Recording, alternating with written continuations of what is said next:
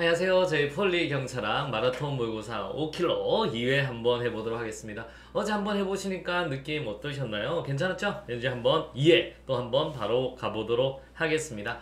자, 다음은 경찰의 분류와 내용으로 가장 적절하지 않는 것은요? 라고 한번 보시면 돼요. 자, 경찰의 분류 내용. 일단 우리 분류 한번 공부해 보실까요? 갑니다. 우리 한번 기억이 딱 한번 나게. 자, 여러분 우리 목사행입니다.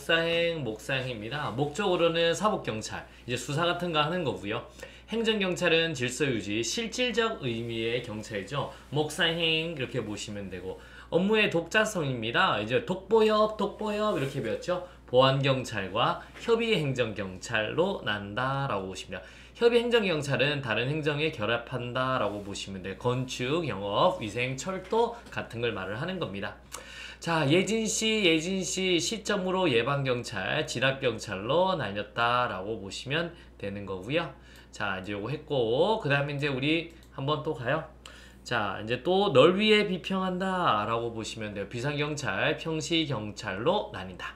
질질봉, 그 다음에 이제 질과 내용으로 질서경찰이냐, 봉사경찰이냐, 즉 권력적 수단을 활용하느냐, 활용하지 않느냐를 보시게 되고, 보고 또 보고 보호복입으로 보통경찰, 고등경찰 보시면 돼요. 고난과 손재, 공국자시, 국가경찰과 자치경찰이다까지 보시면 되겠습니다. 자, 이제 머릿속에 딱 넣고 바로 문제 한번 가보도록 하겠습니다. 글자가 좀 작죠, 여러분? 뒤쪽은 좀 크게 이제 하도록 하겠습니다. 자, 일단 경찰의 발동 시점과에 따라 예진시 생각하면 되겠네. 시점에 따라서 예방경찰과 진압경찰로 구분할 수 있으며, 널 위해 비평. 자, 위해를 미칠 우려가 있는, 자, 우려가 있는이죠. 정신 착란자의 보호는 예방이죠. 왜? 우려가 있으니까. 하지만 사람을 현재 막 공격하고 있네. 멧돼지는 진압경찰에 해당한다. 딩동댕동 맞습니다. 자, 업무의 독자성, 독보협, 독자성에 따라 보안경찰과 협의행정경찰로 구분할 수 있으며, 교통경찰은 보안경찰에, 건축경찰은 협의행정경찰에 해당한다. 딩동댕동 되겠습니다. 자, 또 한번 가보도록 하겠습니다. 삼권분립 사상에 따라 행정경찰과 사법경찰을 구분할 수 있으며, 행정경찰은 형식적 의미의 경찰에, 사법경찰은 실질적 의미의 경찰에 해당된다. 노 두 개가 바뀌었죠? 우리 혹시 이렇게 본 기억나요? 자, 우리 벤 다이그램 그렸었죠? 여기 형식적, 요게 실질적이라고 하는 겁니다. 여기 형식적으로 수정해야 되는데 왜 안 서? 그래서 우리 수사는 형식에 들어가는 거예요. 아시겠습니까? 여기는 이제 우리 협의의 행정경찰, 그 다음에 오케이 보안경찰 들어가는 겁니다. 그래서 행정경찰은 실질적 의미의 경찰에 속하고, 사법경찰이 이제 우리 형식적 의미의 경찰에 속한다. 정답 몇 번? 3번이 되겠습니다. 질질봉, 질과 내용에 따라 질서경찰과 봉사경찰로 구분되며, 범죄수사는 질서에, 방범지도는 봉사경찰에 해당한다. 맞습니다. 권력적 작용을 쓰느냐 쓰지 않느냐, 요걸 머릿속에 딱 넣어두시면 되겠고요. 1번 정답 몇 번? 3번이 되겠습니다. 자, 이제 2번 한번 가보도록 하겠습니다. 경찰의 분류에 대한 설명으로 가장 적절하지 않는 것은요. 자, 우리나라의 조직법상 행정경찰과 사법경찰의 구분이 없으며, 보통 경찰기관이 양사무를 모두 담당한다. 맞습니다. 우리는 영미법계의 영향을 받아서 행정경찰과 사법경찰을 다 같이 하죠. 자, 예방경찰과 진압경찰, 예진시 발동 시점에 따른 구분이다. 예방과 진압경찰, 예진시 맞네요. 그 다음에 행정경찰은 주로 과거의 상황에 대한 작용하며, 사법경찰은 주로 현재 또는 장래의 상황에 적용한다. 노 여러분, 옛날에 나쁜 짓 한 놈을 잡아야 되죠. 그래서 과거 상황에 대해 적용하는 게 사법경찰, 행정경찰은 현재와 장래, 그래서 이렇게 틀렸다라고 보시면 돼요. 질서경찰과 봉사경찰은 경찰 활동 시 강제력의 유무로 구분된다. 질질봉, 질과 내용이죠. 그게 이제 강제력이냐 그렇지 않느냐. 강제력을 사용하는 건 질서경찰, 사용하지 않는 거는 봉사경찰. 그래서 오케이 맞습니다. 정답 몇 번? 3번이 되겠습니다. 됐죠? 자, 이제 3번 한번 가보도록 할게요. 이 과외하듯이 이렇게 보는 것도 괜찮습니다. 여러분, 우리 경찰의 분류에 대한 설명으로 가장 적절하지 않는 것은요? 라고 보시면 돼요. 자, 영미법계는 영미야, 오빠가 술 사줄게 뭐하니? 라는 거죠. 행정경찰과 사법경찰을 구분하지 않지만 오케이. 대륙법계는 양자를 구분한다. 오케이, 맞습니다. 영미야, 뭐하니? 술 사줄게. 맞는 말. 자, 우리나라에서는 보통 경찰기관이 행정경찰 및 사법경찰 업무를 모두 담당한다. 맞습니다. 우리는 구분하지 않아요. 오 되겠습니다. 자, 봉사경찰은 서비스, 계몽, 지도 등 비권력적 수단을 통해서 경찰의 직무를 수행하는 경찰활동으로 방범지도 맞습니다. 청소년 성도 맞습니다. 교통정보 제공 맞습니다. 범죄 제지 노노노노 얘는 권력적을 쓰죠. 권력적 쓰는 건 질질봉 질서경찰이다 라고 하셔야 됩니다. 질서경찰. 그래서 3번이 틀렸네요. 앞에 두 개 맞는데 D가 하나 틀렸다 라고 보시면 되고요. 자, 협의행정경찰은 다른 행정작용에 부수하여 그 행정작용과 관련해서 발생하는 위험을 방지하기 위해 행해지는 경찰작용으로 경제경찰, 산림경찰, 철도경찰 등이 있다. 맞는 말 되겠습니다. 오케이. 그래서 정답 몇 번? 3번이 되겠습니다. 이렇게 한번 보시면 되겠고요. 자, 이제 경찰의 임무네요. 경찰의 임무. 자, 한번 가봐요.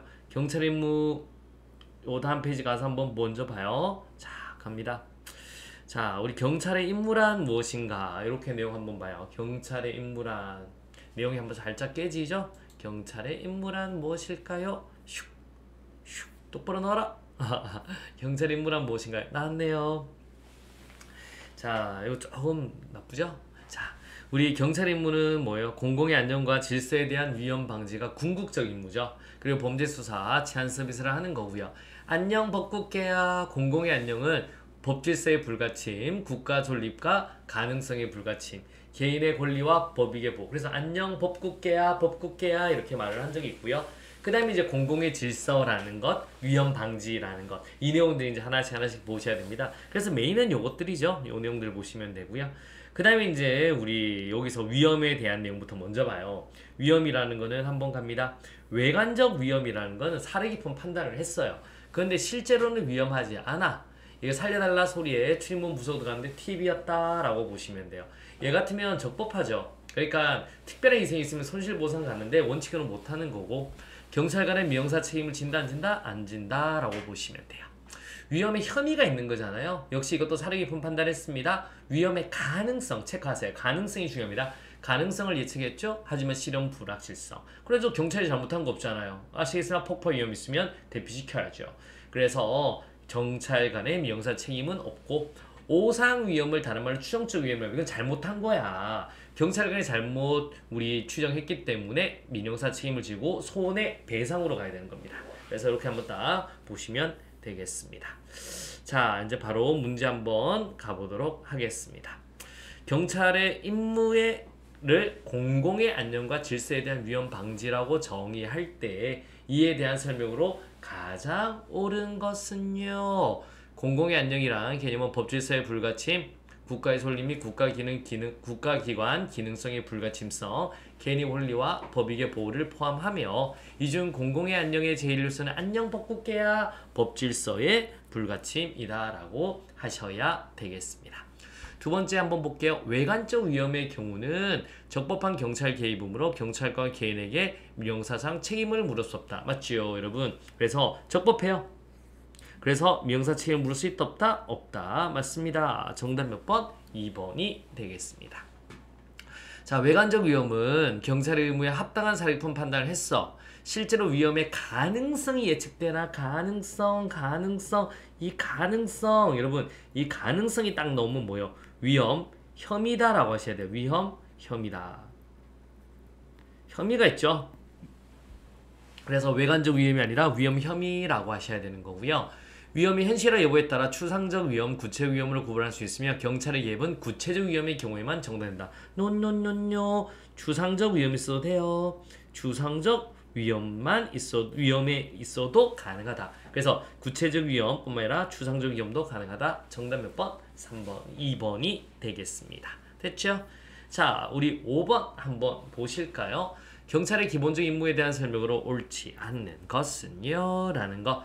위험은 가까운 장래에 공공의 안녕에 손해가 나타날 가능성이 개개의 경우에 충분히 존재한다. 맞죠? 위험해. 애가 떨어지면 위험해 라는 거잖아요. 그래 떨어져가 애가 다쳤어. 그럼 손해가 발생한 거죠. 그래서 손해가 나타날 가능성이 있다. 맞는 말 되겠습니다. 자, 공공의 질서란 원만한 공동체 생활을 위한 필수적인 전제 조건으로서 공공사회에서 개개인의 행동에 대한 불문규범의 총체를 의미하는 것이며 기본권 보장을 위해 엄격한 합헌성 맞습니다. 그래서 오케이 필수인 전제 조건 맞는 말. 그 다음에 무슨 규범? 불문규범의 총체 넓게 봐요. 그 다음에 기본권 보장 엄격한 합헌성 우리 헌법 보면 공공복리 질서유지 국가안전보장 필요에 따라 법률로서 기본권을 제한할 수 있는 거예요. 그러니까 헌법에 나와 있는 거죠. 이렇게 보시면 되고 자 공공질서는 시대에 따라 변화하는 상대적 유동적 개념이다. 맞습니다. 옛날에는 이제 간첩 없고 이런 게 막 질서였죠. 막 딱딱딱딱. 근데 오늘날은 좀 더 어지럽지 않으면 질서예요. 이렇게 좀 상대적 개념이다 라고 보시면 되겠고 자, 공항에 폭풍물이 설치되어 있다는 익명의 신고에 모든 사람을 대피시킨 경우는 위험의 인식에서 위험 혐의보다는 외관적 위험에 해당한다. 노노노노. 내가 방문각에 폭탄을 설치했다. 이러면 혐의가 있는 거죠. 가능성이 있는 거지. 그래서 외관적 위험이 아니라 위험 혐의다 라고 하셔야 됩니다. 정답 몇 번? 4번이 되겠습니다.